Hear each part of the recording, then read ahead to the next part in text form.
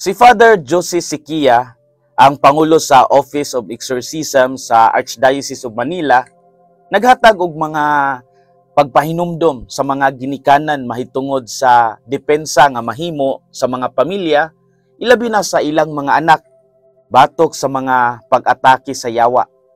Gipahimangno ni Father Siquia nga ang yawa nagapangita og open doors sa panimalay ug sa kinabuhi sa mga bata. Ang pagsulay sa mga occult practices, mga witchcraft, spirit of the glass ug uban pang mga supernatural nga buhat mahimong makahatag og access sa mga demonyo.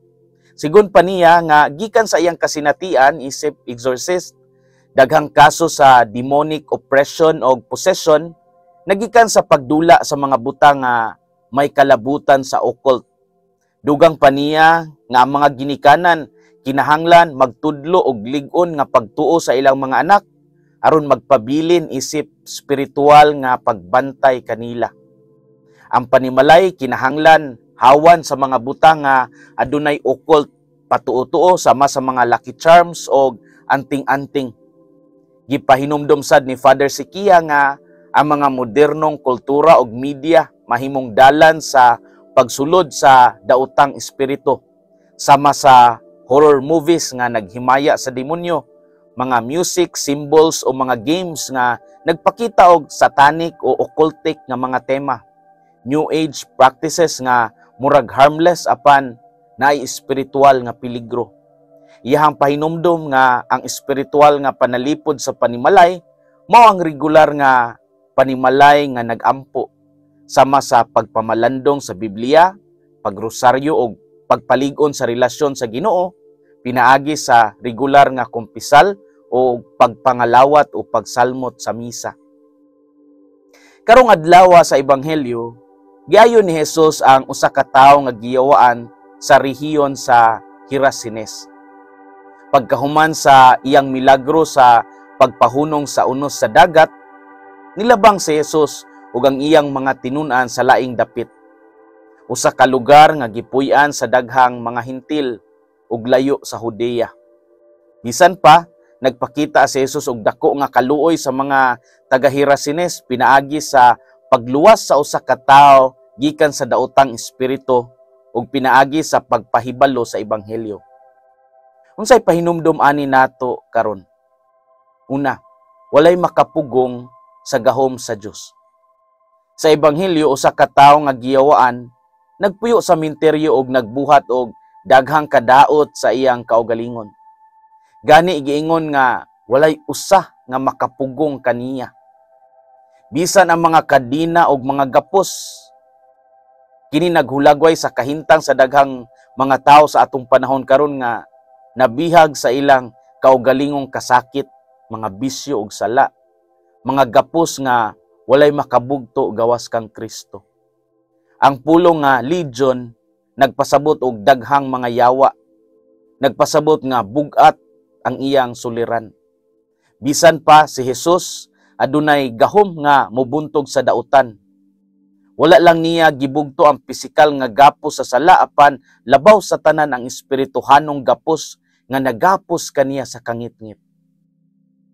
Kamatuoran mao nga daghan ang naganto sa atong kalibutan tungod sa depression, mga bisyo ug trauma nga murag wala nay paglaom. Apan si Kristo adunay gahom sa pagbuhi kanila. Ang atong misyon isip mga Kristiyanos mao ang pagdala sa kahayag ni Kristo ngadto sa mga nawagtangan ug paglaom. Sa panahon ni San Francisco de Sales, daghan nga Calvinista sa Switzerland ang nalayo sa simbahan tungod sa relihiyosong panagbangi.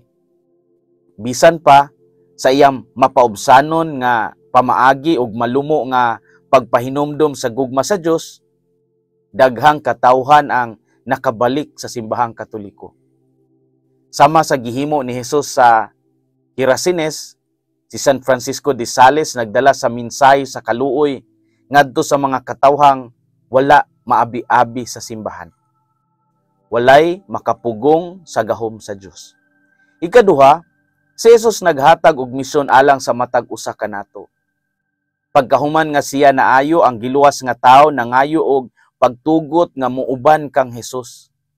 Apan si Hesus naghatag kaniya og lain nga misyon, ang pagpabilin sa iyang dapit aron pagpaila kang Kristo ngadto sa iyang pamilya og katilingban.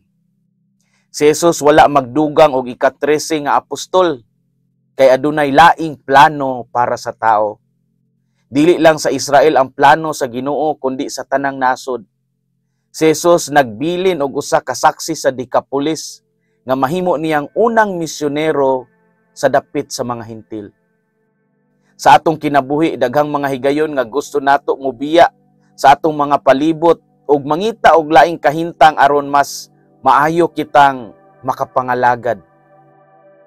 Apan ang atong misyon kasagaran anaa sa atong pamilya, sa atong komunidad ug trabahoan. Dili kinahanglan mahimong pari o madre aron mahimong misyonero. Ang atong kinabuhi ug pagmatuod o witness sa atong panimalay ug trabaho mao ang ebanghelyo nga gisangyaw sa buhat. Usa ka maayong ehemplo mao si San Juan Diego, ang Katolikong santo sa Mexico. Human siya makakita sa mahal nga Birhen sa Guadalupe, gusto siyang mupuyo sa monasteryo. Apan ang Birhen nagsugo kaniya nga magpabilin ug ipahibalo ang mensahe sa kaluoy sa Dios sa iyang katawhan. Dili di ay pud taangay mangigi sa misyon sa ubang mga tawo, kay atong hinumduman nga ana pud tay kaugalingon nga misyon nga gitagana sa Ginoo nga alang pud gayud kanato. Mga igsuon, ang atong ebanghelyo karong adlaw nagpakita sa kaluoy ug gahom ni Kristo. Walay tawo nga layo sa kaluoy sa Dios, bisan pa kung unsa kalisod ang iyang kahintang. Si Hesus dili lang nagluwas sa mga buhi sa Israel, apan apil ang mga Hentil sa Decapolis. Sama sa gibuhat ni Hesus sa giyawaan, kita usab gitawag sa pagdala sa kahayag ngadto sa mga naa sa kangitngit, sa atong panimalay, sa atong trabahoan, ug sa atong komunidad. Mga pangutana nga angay natong pamalandungan. Gihatagan ba nato og higayon ang kaluoy ni Kristo sa atong kinabuhi? Og giun sa pud nato pagpadayag sa kahayag ni Kristo ngadto sa uban? Hinaut unta nga magsugod kita sa pagdala sa ebanghelyo sa atong kaugalingong panimalay ug palibot. Kay ang Dios wala magbutang nato sa usa ka dapit kung wala pud siya'y rason. Una nato tapuson kining atong pamalandong, ato una nga pagtimbaya sa atong mga kaigsuonan nga naminaw kanato sa bidlisiw sa pulong sa Ginoo. Si Kim Lisio sa Butuan City, si Rosely Inot kapapas nga taga Sirio Osmeña, Zamboanga del Norte, si Ranran Canios sa Cagayan de Oro City, lay minister sa Immaculate Conception Parish sa Bara. Kaabag nga si Manuel Berha sa San Jose Parish sa Braulio Duhali, Davao del Norte. Si Lydia Herediano sa Purok San Antonio, Barangay San Roque sa Coronadal City. Si Jana Delia Misiona sa Davao del Sur. Si Anisita Monseda sa Dalaget, Cebu. Ubsab ang Perpetual Dawn Rosarian sa Archdiocese of Osamis o sa chapter sa Holy Face of Jesus sa Market Vendor sa Medina, Misamis Oriental. Si Evangeline Plasabas Lumapas, si Michelle Ampong sa Cagayan de Oro City, ang GKK Baranayan sa Palimbang, Sultan Kudarat, ang katikista nga si Fe Domingo sa Manolo Fortich, Bukidnon, si Jovelyn Katis sa GKK Alibunan, Malibatuan, Arakan, Cotabato, si Epifania Pipito sa Purok Campaso, Tabla, Liluan, Cebu, si Marlibel Durango sa Lantapan, Bukidnon. Sa makausa pa, daghang salamat ug hinaot nga ang kasing-kasing ni Kristo maghari sa atong mga kasing-kasing. Kini si Father Felmar Castrodes Fiel SVD, ang inyong magsisibya sa maayong balita. Hinumdumi ang kinabuhing Kristiyano, kinabuhi sa pagserbisyo.